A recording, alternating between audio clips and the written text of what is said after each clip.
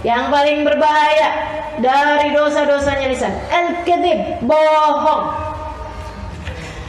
Niat dari sekarang nggak mau bohong, gitu, nggak mau bohong. Tapi kemudian bohong lagi Ustazah, niat lagi, taubatin yang itu, gitu ya. Kalau perlu tiap kali kita bohong, kita harus omongin sama orang tersebut yang kita bohongin, kita susulin, maaf ya tadi itu bohong saya, gitu. Sehingga nantinya jadi nggak kebiasaan. Kalau setiap kali kita bohong, kita harus susuli kebohongan tersebut dengan penjelasan, keterangan kepada orang yang kita bohongi. Kan jadinya kita malu, ya kan? Sehingga akhirnya ke depan-depannya nggak bohong. Karena teman-teman saya sekalian, ini bohong nih perkara yang kelihatannya kecil padahal gede. Nabi pernah satu ketika ditanya, ya Rasulullah, ayashrabul mu'minul khamar? Rasul, orang muslim ada nggak yang minum minuman keras? Kata Nabi Muhammad, na'am itu ada sih kadang, tapi kemudian dia taubat. Ini syarat muslimnya adalah taubatnya. Sebab kalau meninggal dunia dalam keadaan masih menjadi pemabuk, gitu ya, dia tidak akan meninggal dengan membawa iman dan Islam. Nauzubillah min dzalik. Na'am itu kata Nabi Muhammad. Ya Rasulullah, yaznil mu'min. Orang muslim, orang mukmin ada nggak yang berzina? Bukan berarti ngentengin dosanya zina ini ya, tapi ada nggak gitu orang mukmin terjerumus ke dalam dosa zina kemudian dia bertaubat? Artinya kalau ada seseorang yang kemudian asalnya dia berzina kemudian dia bertaubat, jangan dipikir wah nggak mungkin, itu si neraka udah kangen sama dia tuh. Belum tentu teman-teman. Kalau dia taubat, pintu rahmatnya Allah, pintu taubatnya Allah SWT masih mungkin untuk terbuka bagi. Kata Nabi Muhammad, na'am wa yatub. Ada, tapi kemudian dia taubat Allah SWT. Ya Rasulullah, ayasidul mu'min alal mu'min. Ada nggak orang mu'min hasad sama orang mu'min lainnya? Na'am wa yatub. Kata Nabi Muhammad, ada, tapi kemudian dia bertaubat.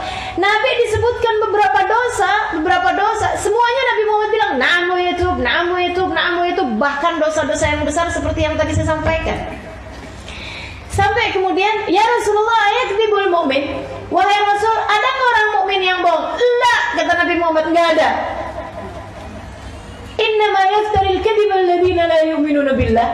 Karena hanya orang yang tidak beriman kepada Allah yang bisa ngarang-ngarang cerita, yang bisa bawa-bawa cerita, yang bisa bohongin orang banyak. Itu hanya orang yang tidak beriman kepada Allah. Jadi pikiran kita nih, adakah kita muslim di sisi Allah? Karena alhamdulillah kita nggak zina, alhamdulillah kita nggak minum minuman keras, alhamdulillah kita nggak bunuh orang, alhamdulillah kita nggak sihir. Akan tetapi bohong. Kapan terakhir kamu bohong? Tadi malam misalnya. Ya Allah, serem benar. Muslimkah kita? Mukminkah kita di mata Allah Subhanahu wa ta'ala? Yuk tegesin, saya tidak mau bohong. Gitu. Kalau bercanda doang gimana Ustazah? Usahakan tidak berbohong bahkan dalam bercanda sekalipun. Gitu ya. Kecuali kalau orangnya tersebut paham bahwa itu memang adalah kebohongan. Untuk permisalan aja, gitu ya.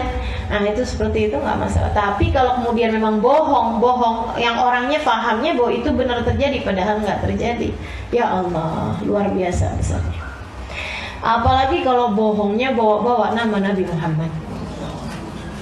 Gimana bohong bawa nama Nabi? Misalnya dalam sebuah hadis dikatakan padahal hadisnya nggak ada. Itu bohong tentang Nabi Muhammad. Atau misal tadi malam saya ngimpi Nabi, padahal enggak. Misalnya Nabi bilang katanya nyuruh kamu nyumbang. Itu teman-teman saudaraku sekalian bahaya yang luar biasa. Kata Nabi Muhammad alaihissalam, man kadziba ilayya kidbatan falyatabawa maq'adahu minan nar.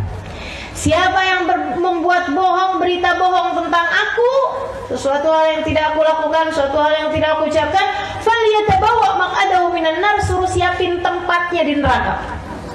Kaplingnya lagi disiapin di neraka. Naudzubillah min dzalik. Hati-hati sama bohong, hati-hati sama bohong. hati-hati sama bohong.